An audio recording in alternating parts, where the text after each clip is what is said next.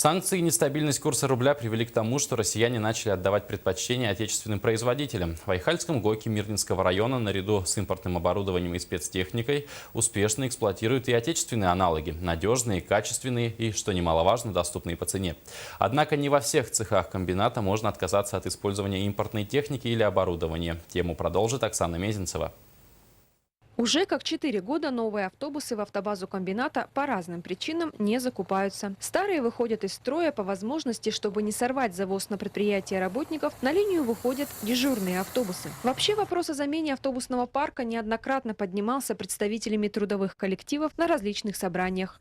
И все-таки в 2015 году по плану технического перевооружения было решено закупить 5 автобусов. Но вот только какой марки и производителя будет новая техника, пока неизвестно. Огромную роль в этом вопросе сыграл курс на импортозамещение.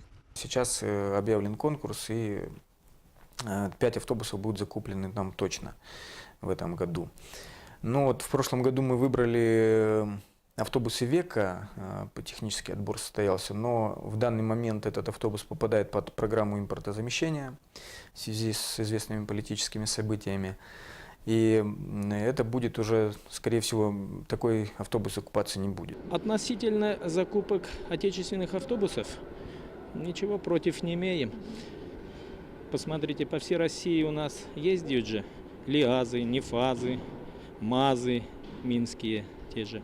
Импортозамещение коснулось и самосвалов большой грузоподъемности «Юнитрик» фирмы «Катерпиллар». В прошлом году стало очевидно, в 2015-м поставку 5 единиц новой спецтехники по определенным причинам американская фирма не осуществит. Поэтому было принято решение обратить внимание на другой самосвал БелАЗ-7513А.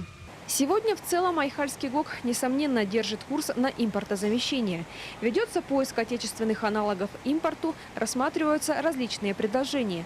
Уже ведутся и некоторые закупочные процедуры с предположительной поставкой в 3-м квартале текущего года. Кроме того, например, сегодня на 14-й фабрике продолжаются испытания отечественной продукции, а в частности грохотов, на предмет использования их взамен импортных. Оксана Мезенцева, Денис Хазов, телерадиокомпания «Алмазный край».